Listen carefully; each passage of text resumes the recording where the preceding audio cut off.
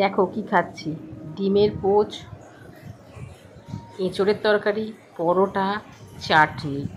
মানে আজকে একদম উল্টে গেছে ব্যাপারটা। উল্টে গেছে মানে কোনো কিছু উল্টায়নি, খাবারের নিয়মটা উল্টে গেছে। রোজ দিন সকালে ব্রেকফাস্টে এইসব খাই, দুপুরে ভাত খাই। আজকে ঠিক করেছি এগুলো দুপুরে খাবো, সকালে ভাত খেয়ে নিয়েছি।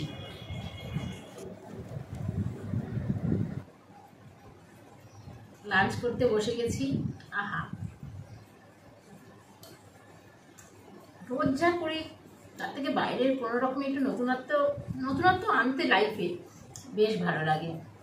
রোজই তো ভাত খাই, ভাত খেতে খেতে বোর হয়ে যাচ্ছিল, তাই ভাবলাম না, আজকে সকালে ভাত খাই ব্রেকফাস্টে, আর লাঞ্চে খাবো একটু অন্য রকমের কিছু। তো আইটেমগুলো তো জাস্ট ডিমের পোচ, জাস্ট দারুণ। পরোটা তো ভীষণই প্রিয়, এঁচোড়ের তরকারিটা ভীষণ ভালো বানিয়েছি, হয়েছে বলবো না, আমি নিজেই খুব ভালো বানিয়েছি।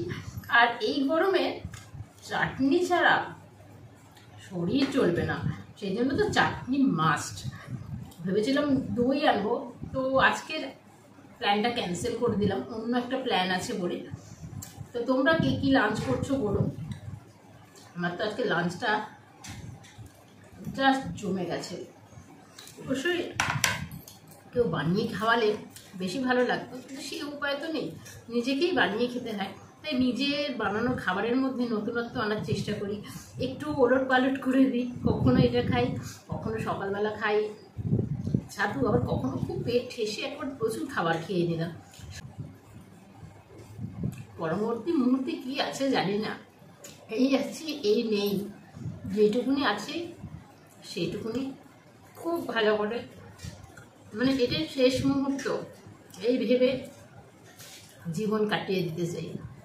ফিউচার, ভবিষ্যৎ, পরজন্ম কোনো কিছুই জানি না, জানার কোনো উপায় নেই। শুধু জানি এই মুহূর্তটাই আমার কাছে আছে, 1 ঘন্টা পরেরটাও আমি জানি না। এই মুহূর্ত, এই জাস্ট এই মুহূর্তটাই আমার কাছে আছে।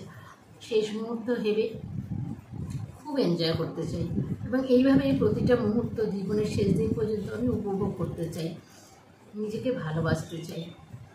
কারোর কাছ থেকে কিছু এক্সপেকটেশান রাখা আমার একদম তালিকার বাইরে চলে গেছে, আমি আর রাখি না। আমি নিজের কাছ থেকে নিজের এক্সপেকটেশান রাখি, নিজে ভালো থাকতে চাই, নিজেকে ভালো রাখতে চাই। ট্রাই করে দেখো, তোমরা খুব ভালো থাকবে। অলওয়েজ আমি মোটিভেশনের কথা বলি, আমার মনে হয় এইটারই দরকার। চারিদিকে এত নেগেটিভিটি, তার মধ্যে একটু পজিটিভ, একটু তোমাদেরকে স্পার্ক যদি দিতে পারি, তোমরাও ভালো থাকবে, তাই না বলো? চলো বাকি লাঞ্চটা করে নিই, আজকে টাটা।